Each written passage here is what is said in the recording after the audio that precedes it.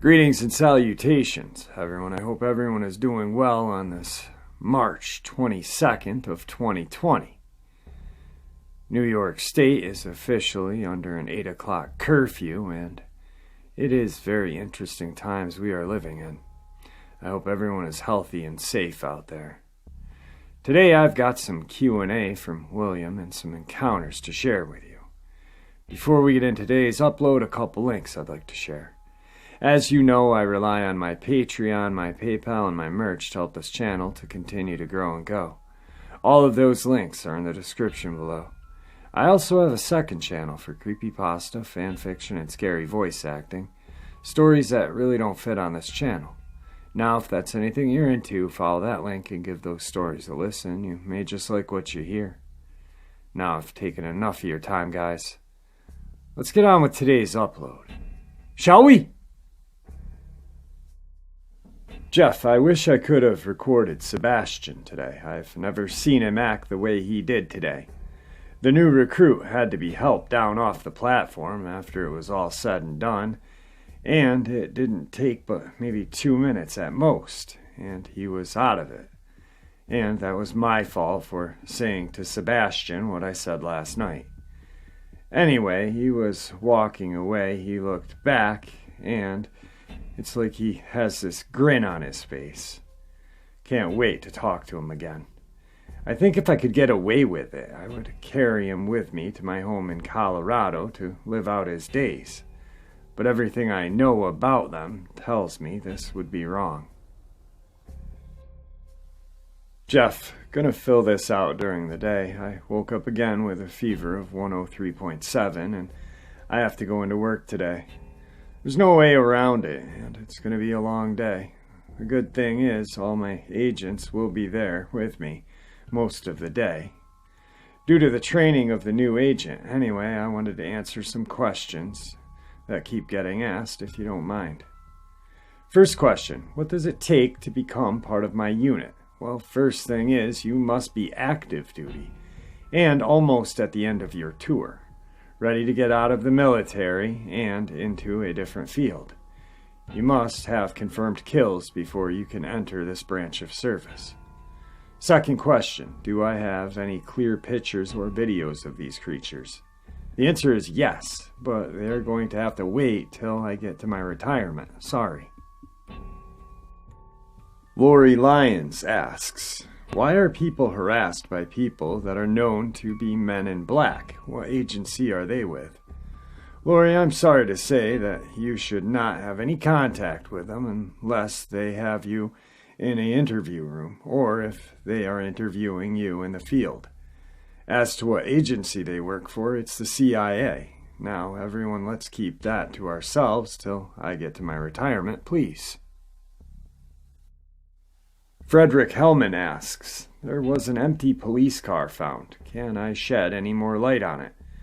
Well, maybe I could if I knew which one you were talking about. Right now, I have 6 cases of empty police cars being found on the road by civilians, and no officers have been found to this day. Lilith the Ram asks, was there any dogman or werewolf left in Vietnam after the war? The answer is yes. When they were released, they would do their job, but they wouldn't return to their handlers. Some were killed in the tunnels by the traps the Viet Cong would set, because they would not look for them. But after they completed their mission, they would take off, never to be seen again. Daryl Ogle asks, how fast is the Big Three? Well, let's start with Bigfoot. He can, on a good day, run about 33 miles an hour. Next would be the Dogman. On a really good day, he can turn in time about 42 miles an hour. And last, and our fastest runner, the werewolf, can do about 48 miles an hour and not have to slow down for a mile or more. Jeffrey Lane asks, was the movies The Howling and American Werewolf in London based on true events? Jeffrey, to the best of my knowledge, no, they were not. Sorry. Howard Graham asks, why or who do I get in touch with if you think you're having trouble with one of the Big Three? Under normal circumstances, you would have to go to your local law enforcement first, but let me hear what you have going on through Jeff here and see if I can get you the help you need. Give me as much detail as possible, thanks. Email me if that is the case. Don't do it through comments, okay? The Jable Space Odin Warrior Princess show asks, wow, that was a tongue twister. Are there any connections into UFOs in the Big Three? I have in my 35 years seen absolutely no UFOs connected with the Big Three at any time, and I don't think that they would be involved with them at all. Sherry Griffey asks, do I fear any creature will try and track me down after my retirement and get even with me for a failed hunt? The only failed hunt I have is the Wyoming hunt, where the 2 females kept me alive till help arrived. Friar Fox asks, where do these creatures normally sleep? Bigfoot spends time and builds himself a shelter to sleep, and sometimes it's a daily task, but most times he will stay for a period of time, depending on the game in the surrounding area. The Dogman will lie down anywhere he wants, out in the open. It doesn't matter to the Dogman, he doesn't care to be covered. He will eat more than the werewolf and will kill more game than the Bigfoot, but will not eat as much of it as the Bigfoot will. The werewolf will find cover first thing when he moves into an area, a place that is dark and dry. He will stay in this area as long as the food supply is easy to come by, and he feels safe, and he never feels threatened. Why should there are few things that are a danger to him? Joanne Osher asked, why was they released back into the wild? Well, our fine president at the time, Mr. Obama, thought it would be a great way to save money, since we were able to track them and keep up with them even after all the warnings from myself and my CO, and 2 other agents. He wouldn't listen and signed for a release to take place in 2008, except for the breeding pair of stock. Phoenix DS asks, would the U.S. use the Dogman and werewolf on Canada if it turns Islamified? And what would be the damages? Well, in a wartime situation, I'm sure that they would probably call some, if not all, back into service. It would save on American lives, and the damage they can do is astonishing. One werewolf was sent into a tunnel system in Vietnam, and the U.S. knew where both entrances were and had them covered. Now you have to remember that this included Viet Cong soldiers, women, and children. It went through this tunnel system in 34 minutes, and the U.S. Marines that released it said there was just about a constant gunfire and finally silence, and they thought it would be dead. The werewolf then bust from the opening and out into the jungle, and they never saw it again.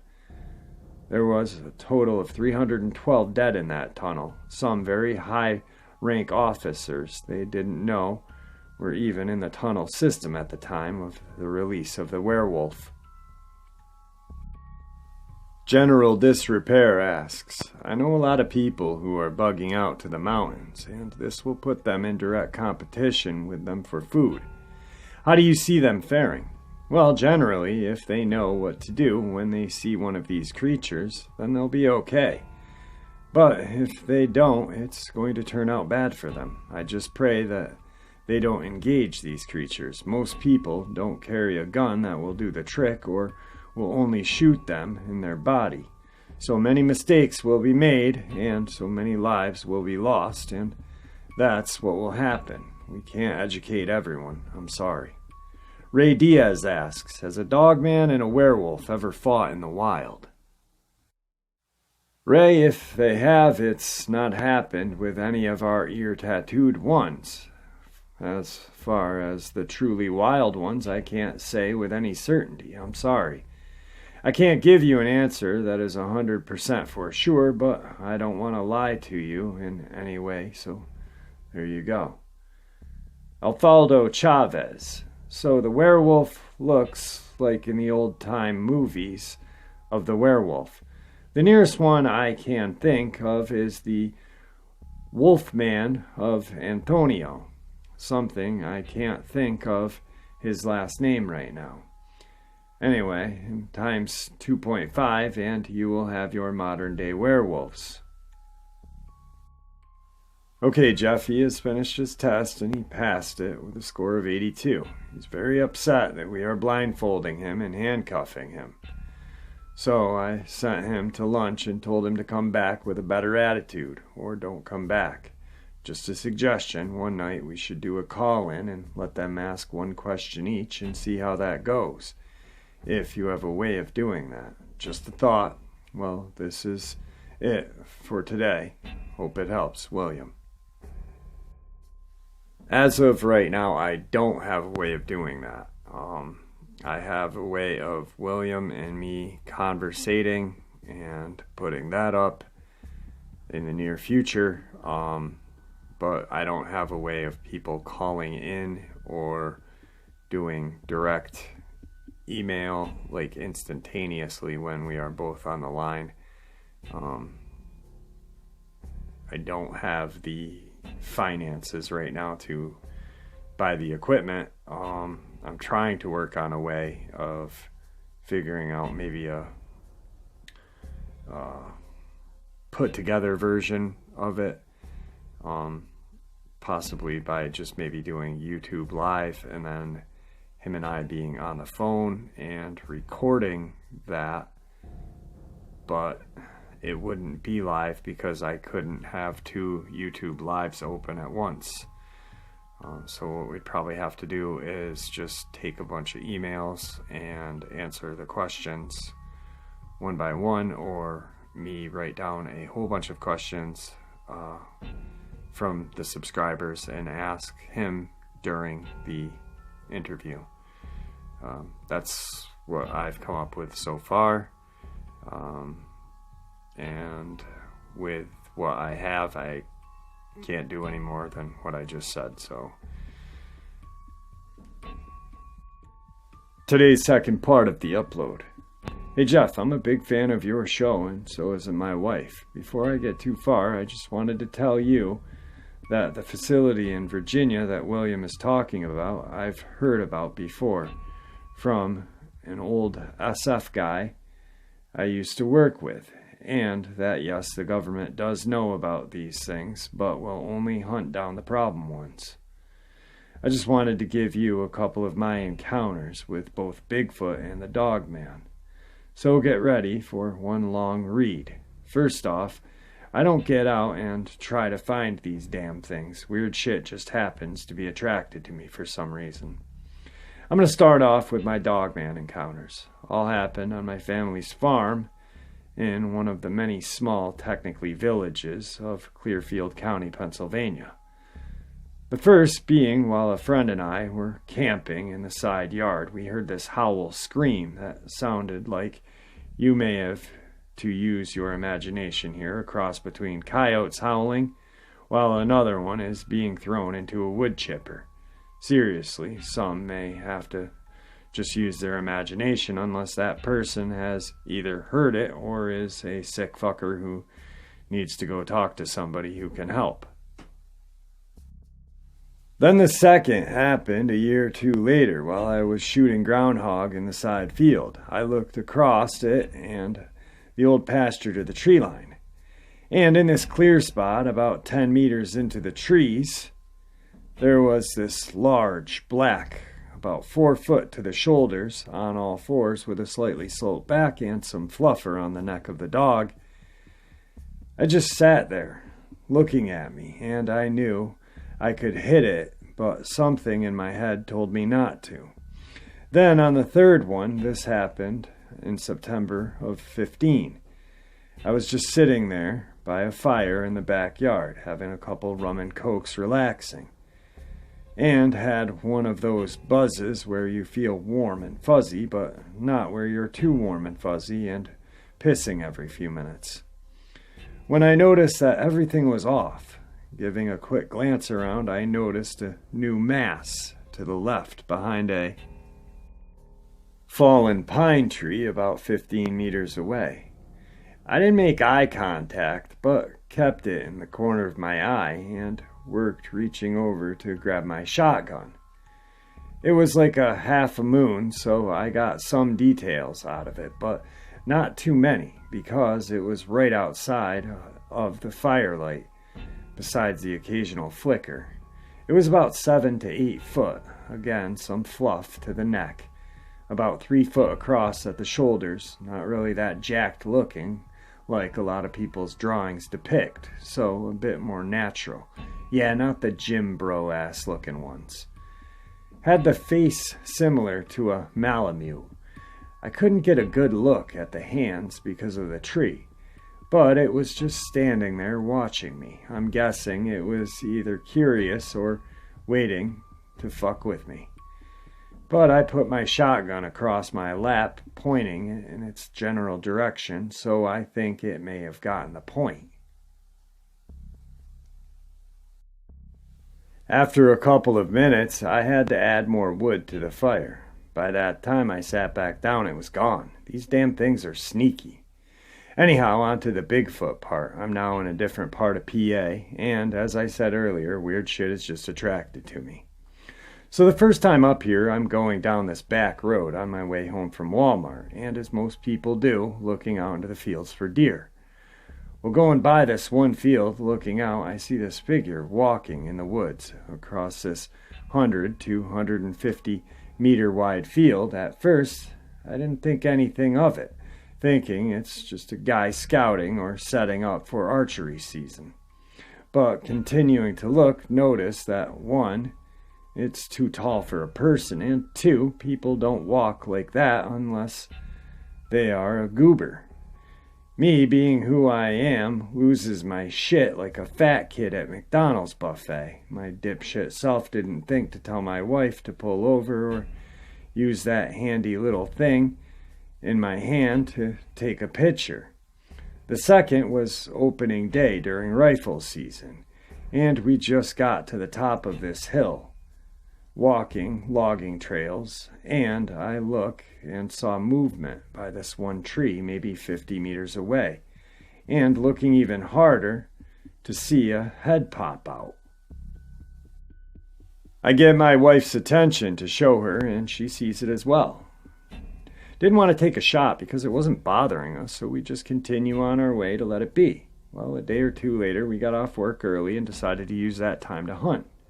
We get out there, load up, and start walking. We take a different road that leads to a dead end, and there's this smell of wet dog and skunk that hits us like an elevator ride with Ray Rice.